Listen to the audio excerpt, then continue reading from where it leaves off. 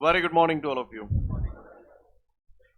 Well, इससे पिछले video में मैंने आपको चुंबक से आप क्या समझते हैं, चुंबक के प्रकार आपको बताए थे, साथ साथ चुंबकीय ध्रुव, प्रभावकारी लंबाई, ज्यामितीय लंबाई, ये सब बताया था। और मैंने आपको चुंबकीय प्रेरण की परिभाषा भी बताई थी या नहीं बताई थी? बताई थी। चुंबकीय प्रेरण की परिभाषा में मैंने आपको जब समझाया था तो मैंने आपको बोला था कि जैसे ये चुंबक है, क्या है ये? चुंबक। तो मैंने बोला था चुंबक के पास अगर कोई लोहे का टुकड़ा रखा जाता है, लोहा कौन है? हाँ, लोहे को हम लोग बोलते हैं चुंबकीय पदार्थ। यानी जब किसी चुंबकीय पदार्थ को चुंबक के पास रखा जाता था तो ये लोहा इससे चिपक जाता था, चुंबकीय पदार्थ इस चुंबक से चिपक जाता था। फिर मैंने बोला था बगल से मैं एक और लोहे का टुकड़ा रखूंगा तो ये इससे चिपकेगा या नहीं चिपकेगा? चिपकेगा, क्योंकि हम चुंबक से जब काफी सारा लोहे के टुकड़े पड़े हों चुंबक से उठाते हैं तो एक फिर संग में लड़ी सी बनती चली जाती है, एक के पीछे एक चिपके चले जाते हैं। यस और नो? अच्छी बात है। ये लोहे का टुकड़ा इससे चिपक रहा है, इसका मतलब ये है कि कहीं ना कहीं इस लोहे के टुकड़े के अंदर चुंबक के लक्षण आ गए हैं, तभी तो ये इससे चिपक रहा है। बोलो भैया। लेकिन अगर यही लोहे का टुकड़ा यहां होता और इसके बगल से मैं ये लोहे का टुकड़ा रखता तो क्या ये इससे चिपकता? यहां नहीं चिपकता, लेकिन यहां ये इससे चिपक रहा है। तो इसका मतलब ये है कि यहां पर ये जो लोहे का टुकड़ा है वो चुंबक की तरह व्यवहार कर रहा है, इसमें चुंबक के लक्षण आ गए। अब बता दी चुंबक के लक्षण क्यों आए? चुंबक के लक्षण क्यों आए इसमें? क्योंकि ये चुंबक के पास रखा है। क्लियर? कहते हैं संगत का असर होता है। क्या? संगत का असर होता है। चुंबक की संगत में रखा है ये चुंबकीय पदार्थ। क्लियर? तो जो चुंबक है वो इस चुंबकीय पदार्थ यानी लोहे को प्रेरित करेगा कि मैं चुंबक हूं, तू भी चुंबक बन जा। क्लियर? इसी घटना को हम लोग बोलते हैं चुंबकीय प्रेरण। क्या बोलते हैं? हाँ, यानी चुंबक की उपस्थिति में चुंबकीय पदार्थ का चुंबक बन जाना चुंबकीय प्रेरण कहलाता है। ये मैंने आपको पिछले वीडियो तक बताया था। यस और नो? अब मुद्दा ये है कि यार ये जो चुंबकीय पदार्थ है चुंबक के पास रखा है तो जहां में चुंबक के लक्षण आ रहे हैं और जिसे चिपकाए रहा है। लेकिन अगर मैं इसे उठा के यहां दूर रख दूं, चुंबक से दूर रख दूं, तो इसके बाद फिर एक और लोहे का टुकड़ा रखूं तो ये इसको नहीं चिपका रहा है। तो क्या ये लोहे का टुकड़ा यहां पर चुंबक की तरह व्यवहार कर रहा है? लेकिन चुंबक की उपस्थिति में ये लोहे का टुकड़ा चुंबक की तरह व्यवहार कर रहा है। तो जाहिर सी बात है इस लोहे के टुकड़े में कुछ ना कुछ ऐसे परिवर्तन हो रहे हैं जिसकी वजह से कभी तो ये चुंबक की तरह व्यवहार करता है, कभी नहीं करता है। तो ऐसे क्या परिवर्तन हो रहे हैं वो आज हमें जानना है। क्वेश्चन समझ में आया? समस्या की जड़ यही है कि लोहे के टुकड़े को या चुंबकीय पदार्थ को चुंबक के बगल से रख देते हैं तो ऐसा क्या हो जाता है कि वो चुंबक की तरह व्यवहार करने लगता है, और दूर रख देते हैं तो फिर ये चुंबक की तरह व्यवहार नहीं करता है, इसका चुंबकत्व नष्ट हो जाता है। बोलो भैया। तो आओ इसे समझने की कोशिश करते हैं। तो इसको अगर हमें समझना है तो हमें समझना होगा चुंबकत्व का अणु सिद्धांत। क्या समझना होगा? हाँ, ये इसका बहुत बड़ा रोल है, इससे आपकी बहुत सारी समस्याएं सॉल्व होंगी। तो हम लोग जानते हैं चुंबकत्व का अणु सिद्धांत। चुंबकत्व का अणु सिद्धांत जो था वो वैज्ञानिक वेबर ने दिया था। किसने दिया था? वेबर ने। वैज्ञानिक, कोई पूछे चुंबकत्व का अणु सिद्धांत किसने दिया तो वैज्ञानिक वेबर ने दिया था। बाद में इविंग नामक वैज्ञानिक ने इसमें कुछ संशोधन किए, कुछ सुधार किए। क्लियर? कोई भी पूछे चुंबकत्व का अणु सिद्धांत किसने दिया तो वेबर ने दिया। क्लियर है? और इसमें संशोधन किसने किए? इविंग ने। इसमें टोटल 3 बातें कही गई। क्या? 3 बातें कही गई, और वो 3 बातें क्या कही गई वो हमें समझना है। हमारा मुद्दा क्या है? अभी हमने थोड़ी देर पहले देखा था कि लोहे के टुकड़े को यानी चुंबकीय पदार्थ को चुंबक के पास रख रहे थे तो उसमें चुंबक के लक्षण आ रहे थे, और चुंबक से दूर रख रहे थे किसको? किसको दूर रख रहे थे? चुंबकीय पदार्थ को, तो उसमें चुंबक के लक्षण नहीं थे, है ना? तो हमें यहां पर किस चीज को स्टडी करना है? चुंबकीय पदार्थ को, है ना? चुंबकीय पदार्थों में ऐसा क्या हो जाता है कि चुंबक के पास रख देते तो वहां में चुंबक के लक्षण आ जाते हैं, और दूर रख देते हैं तो चुंबक के लक्षण चले जाते हैं। क्लियर? तो हमें वही समझना है। तो चुंबकत्व के अणु सिद्धांत में टोटल 3 बातें कही गई, जिसमें से पहली बात, क्लियर, पहली बात कर रहा हूं, गौर से सुनिएगा। काय के बारे में स्टडी करना है, फिर से बताओ? चुंबकीय पदार्थ के बारे में। उस लोहे के बारे में ही तो स्टडी करना है कि बामे ऐसे का परिवर्तन है जाते कि कभू तो वो चुंबक की तरह व्यवहार करने लगा तो कभू ना करते, यही तो समझ लो है। तो हमें चुंबकीय पदार्थ के बारे में स्टडी करना है। जरा चुंबकीय पदार्थ का एक आध उदाहरण दो। आयरन, कोबाल्ट, निकेल, ये सब चुंबकीय पदार्थ है। तो ये मेटिंग है, ये कुर्सी धरी है, ये कुर्सी देख रहे हो, दिख रही है सभी को? ये क्या है? लोहा। तो इसका मतलब ये चुंबकीय पदार्थ है। तो इसके बारे में वैज्ञानिकों ने कहा ये कौन सा पदार्थ है? अच्छा, चुंबकीय पदार्थ भी क्या? तेल नहीं। पहले मुझे बताओ, नीलकंठ कौन है? नीलकंठ भगवान कौन से हैं? शंकर भगवान को नीलकंठ कहा जाता है। क्यों कहा जाता है? क्योंकि उनका कंठ नीला है, गला नीला है ना? जहर पिया था उनने, बोला भैया, तो उनको नीलकंठ नाम ऐसे ही दे दिया है क्या? कारण है मोर मुकुटधारी कृष्ण भगवान, क्योंकि इनकी चांद पे मोर मुकुट तो न रहता है। यस और नो? तो इन नाम को देने के पीछे कुछ ना कुछ कारण है। आयरन, कोबाल्ट, निकिल, इनको जो नाम दिया, चुंबकीय पदार्थ दिया। चुंबकीय पदार्थ ही क्यों दिया? कचुआ दे दे। इनको चुंबकीय पदार्थ नाम देने का कारण है, भगवान शंकर को नीलकंठ नाम देने का कारण था कि उनका गला नीला था। चुंबकीय पदार्थों को चुंबकीय पदार्थ इसलिए कहा जाता है क्योंकि वे पदार्थ छोटे छोटे चुंबकों से मिलकर बने होते हैं। समझ गए? ये लोहा, ये चुंबकीय पदार्थ है। तो इसका मतलब ये छोटे छोटे चुंबकों से मिलकर बना होता है, और इन छोटे छोटे चुंबकों को हम लोग आणविक चुंबक कहते हैं। अणु चुंबक, आणविक चुंबक या मूल चुंबक कहते हैं। क्लियर है? समझ में आई बात? यानी इसमें पहले पॉइंट में यह कहा गया कि जितने भी चुंबकीय पदार्थ होते हैं इस दुनिया में, वो छोटे छोटे चुंबकों से मिलकर बने होते हैं, और इन छोटे छोटे चुंबकों को हम लोग आणविक चुंबक या मूल चुंबक कहते हैं। समझ में आ रही है बात? तो काय जो लोहे को टुकड़ा होगा तो जो छोटे छोटे चुंबक अंते मिलकर बना होगा। अब हमारे दिमाग में दूसरी घंटी बजती है, अगर जो छोटे छोटे चुंबक अंते मिलकर बनो है तो कोई चीज खींच क्यों ना रहा हो? सही बोल रहा हूं? यही क्वेश्चन आता है हमारे दिमाग में। पर पहला पॉइंट तो समझ में आया। पहले पॉइंट में उसने क्या बोला कि कोई भी पदार्थ नहीं, कोई भी चुंबकीय पदार्थ छोटे छोटे चुंबकों से मिलकर बना होता है, जिसे हम आणविक चुंबक या मूल चुंबक कहते हैं। क्लियर? पहला पॉइंट समझ में आया। अब दूसरा पॉइंट आने से पहले हमारे दिमाग में घंटी बजती है कि अगर ये छोटे छोटे चुंबकों से मिलकर बना है तो किसी भी चीज को, किसी वस्तु को अपनी तरफ आकर्षित क्यों नहीं कर रहा है ना? आकर्षित करना चाहिए। अगर छोटे छोटे चुंबक इसमें हैं तो आकर्षित करना चाहिए लोहा लंगड़ों को, इसको। बोलो भैया। पर ये नहीं करता। ये इसलिए नहीं करता क्योंकि ये अचुंबकित अवस्था में है। कैसी अवस्था में? अचुंबकित अवस्था में। अब हमारे दिमाग में घंटी बजती है, यह अचुंबकित अवस्था क्या होती है? सही बोल रहा हूं? यह अचुंबकित अवस्था क्या होती है? तो आओ देखते हैं। पहला पॉइंट समझ में आया? जैसे ये मैंने चुंबकीय पदार्थ बना दिया। चुंबकीय पदार्थ बोले तो कौन? लोहा ही ले लूं, आयरन। बोले भैया। तो जहां में दुनिया भर के छोटे छोटे अणु चुंबक हैं, जिन्हें हम आणविक चुंबक या मूल चुंबक कहते हैं।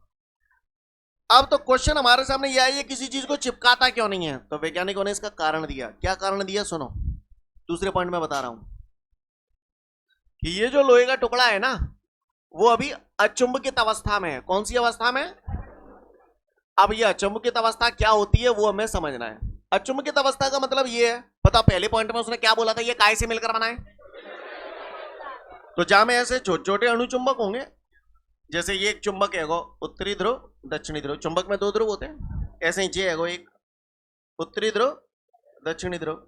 एक जे है, उत्तरी ध्रुव, दक्षिणी ध्रुव। एक जे है, उत्तरी ध्रुव, दक्षिणी ध्रुव।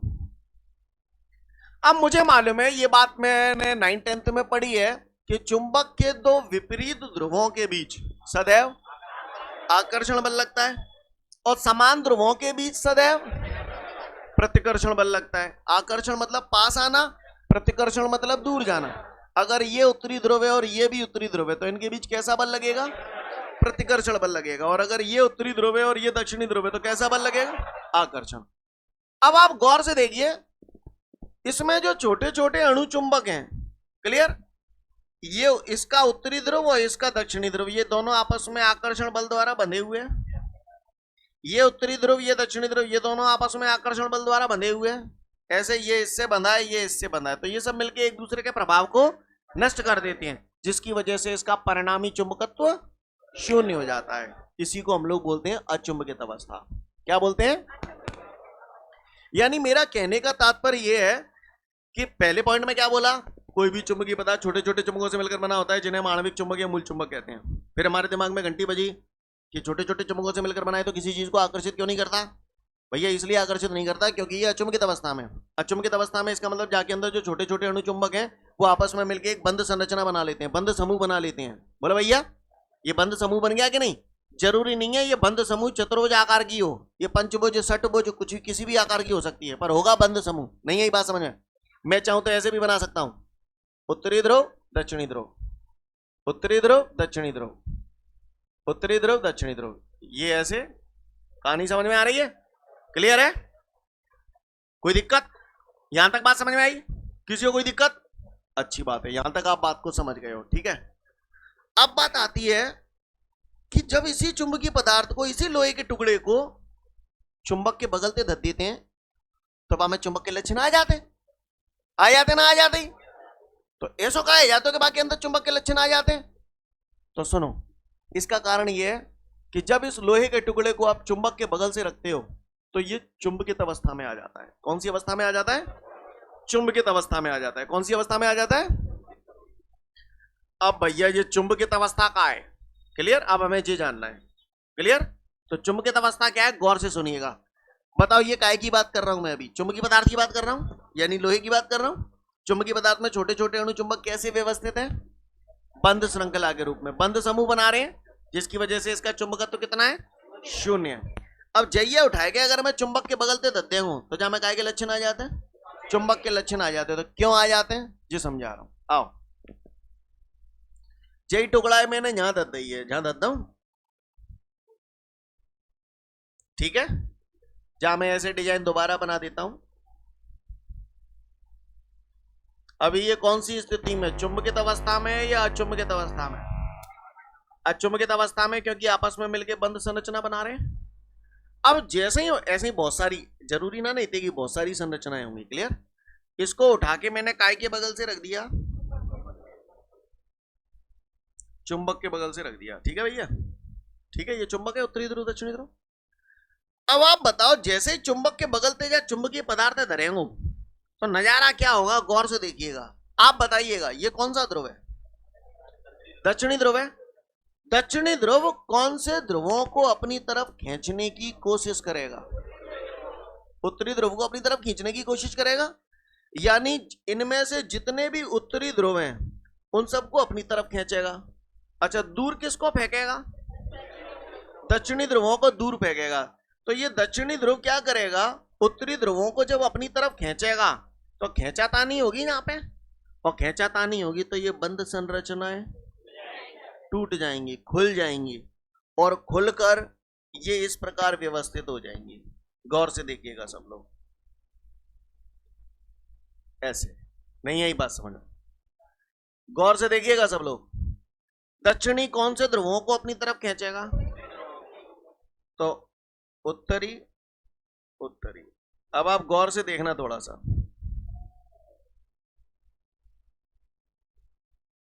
यहां तक बात समझ में आ रही है?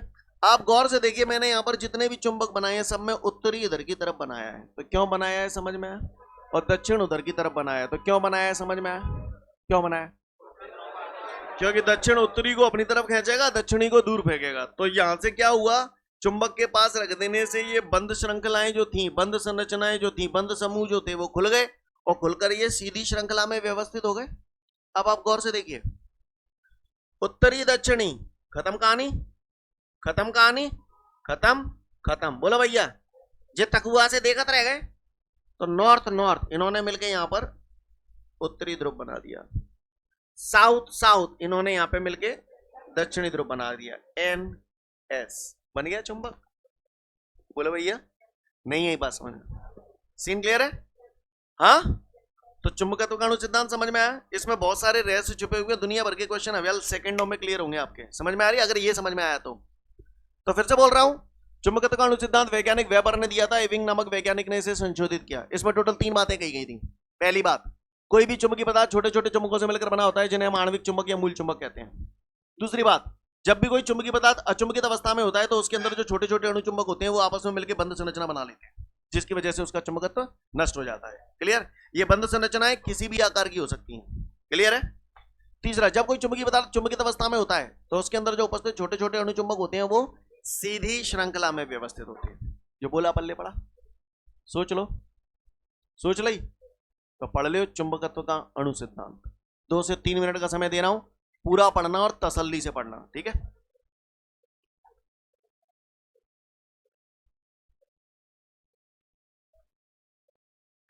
तो मैं उम्मीद करूं चुंबकत्व का अणु सिद्धांत हम सब लोग समझ गए। तो बताओ, कोई भी चुंबकीय पदार्थ कैसे मिलकर बना होता है? छोटे छोटे चुंबकों से मिलकर बना होता है, जिन्हें आणविक चुंबक या मूल चुंबक कहते हैं। तो फिर ये किसी चीज को चिपकाता क्यों नहीं है?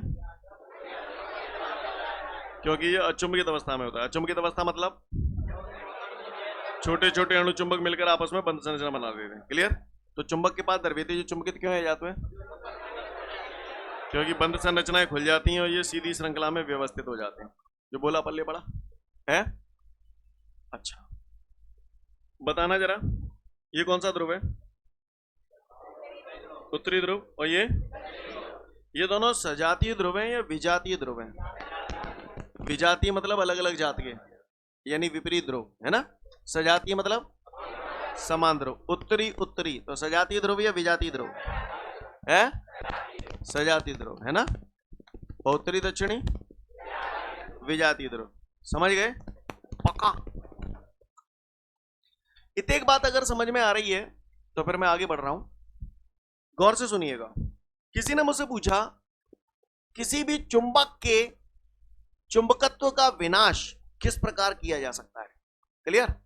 कोई चुंबक है, अब आप बताओ, अगर कोई चुंबक है तो बाकी अंदर जो छोटे छोटे अणु चुंबक हैं वो कैसे व्यवस्थित होंगे? सीधी श्रृंखला में व्यवस्थित होंगे, बढ़िया वीआईपी ऐसे ही व्यवस्थित होंगे। बोलो भैया, सही बोल रहा हूं ना? ऐसे ही तो व्यवस्थित होंगे, बढ़िया चक फर्स्ट क्लास। बोलो भैया, सही जा रहा हूं? अब भाई बताओ, जहां में चुंबक के लक्षण आते हैं कि नाने हैं? आते हैं, क्योंकि ये देखो, ये खत्म कर लेंगे एक दूसरे को, लेकिन नॉर्थ नॉर्थ मिलके इन्होंने उत्तरी ध्रुव बना दिया, यहाँ साउथ साउथ मिलके इन्होंने यहाँ दक्षिणी ध्रुव बना दिया। इतनी बात समझ में आ रही है सभी को? अब मोती जो कह रहे हो, अभी ये चुंबक है या नहीं है? अब जो कह रहे हो इसके चुंबकत्व को किस प्रकार नष्ट किया जा सकता है, तो तुम ही बताना, पूरा फोकस करना। ये वाला ध्रुव किसी अन्य सजातीय ध्रुव के आकर्षण बल से जुड़ा है या विजातीय ध्रुव के आकर्षण बल से जुड़ा है? ये ध्रुव किसी अन्य विजातीय ध्रुव के आकर्षण बल द्वारा बंधा हुआ है, ऐसे ये भी किसी अन्य विजातीय ध्रुव के आकर्षण बल द्वारा बंधा हुआ है, बंधन में है सब। क्लियर? अभी इसके अंदर चुंबकत्व का लक्षण है। अब पूछ रहा है इसके चुंबकत्व का विनाश किस प्रकार किया जा सकता है।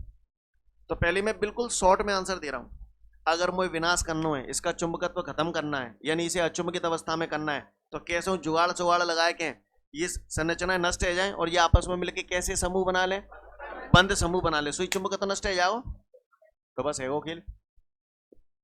किसी ने पूछा चुंबक के चुंबकत्व का विनाश किस प्रकार किया जा सकता है, तो सुनो, चुंबक के चुंबकत्व का विनाश कैसे किया जाता है। चुंबक को आप गर्म करो तो चुंबकत्व का विनाश हो जाएगा। चुंबक को ठोको, हैमरिंग, है ना, हथौड़े से पीटो, उसको घिसो, हवा में खुला छोड़ दो, तो चुंबक का चुंबकत्व धीरे धीरे करके नष्ट होता है। क्लियर? इन सब में एक ही बात कॉमन है, घिसोगे तो ताप बढ़ेगा, गर्म करोगे तो ताप बढ़ेगा, ठोकोगे तो ताप बढ़ेगा, हवा में खुला छोड़ दोगे तो घाम में गर्म हो जाओ। नहीं आई बात समझ में? धूप में गर्म हो जाएगा। समझ में आ रही है बात? इन सभी घटनाओं में एक ही बात कॉमन है कि ताप बढ़ रहा है। समझ गए?